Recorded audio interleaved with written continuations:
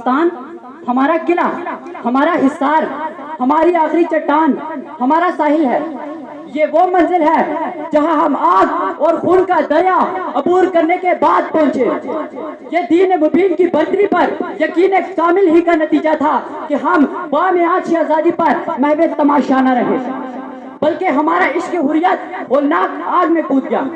مسلم قوم نے سکھ، ہندو اور انگریز کی غلامی میں تاریخ انسانی کا سب سے بھیانک دور دیکھا۔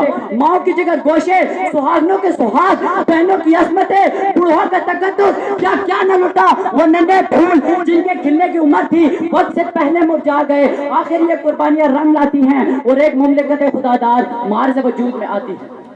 تقدیس کو لے کر بڑھتے ہیں، ایمان کو لے کر بڑھتے ہیں، ہم دار و رسن کے دیوانے قرآن کو لے کر بڑھتے ہیں۔ اس مملکت خداداد نے جہاں ترقی کی منازل طے کی ہیں وہاں روز اول سے پستیوں کا سامنا بھی رہا ہے۔ آج کا انسان چاند کی تصویر کر کے مریخ پر کمندے ڈال چکا ہے، لیکن جناب والا ہم ترقی کے سفر میں وہی کے وہی کھڑے ہیں، قدم اگلی صدی میں رکھ چکے ہیں، سفر پچھلی صدی کا ہو رہا ہے۔ یہ پسپائی ہمیں بتلا رہی ہے، کہیں سے چھپ کے حملہ ہو رہا ہے۔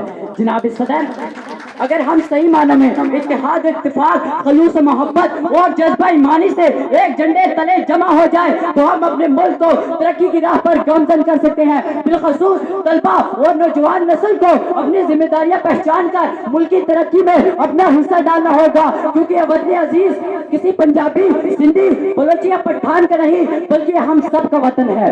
وہ زمانے میں معزز تھے مسلمان ہو کر، وہ زمانے میں معزز تھے مسلمان ہو کر، تم خوار ہوئے تارک قرآن ہو کر۔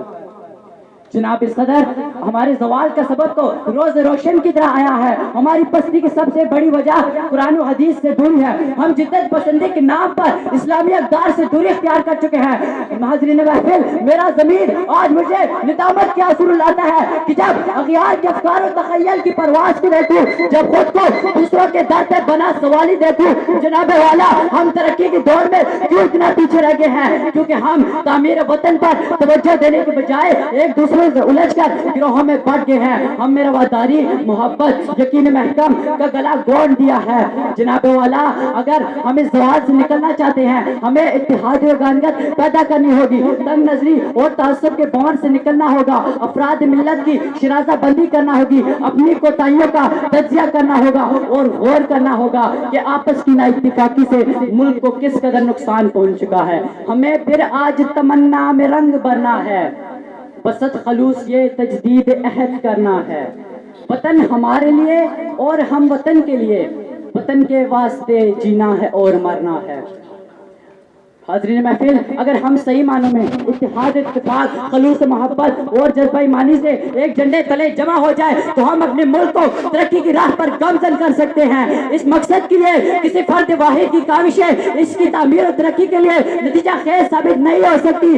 اس چمن کے ذرے ذرے کو شہید جستجو کرنا ہوگا، اور جب ہم یہ کر چکیں گے تو وہ دن دور نہیں جب آسماں ہوگا سحر کے نور سے آئینہ پوش، آسماں ہوگا سحر کے نور سے آئینہ پوش، اور ظلمت رات کی سماں پا ہو جائے گی۔ پاکستان زندہ باد، پاکستان پائندہ باد۔ شکریہ۔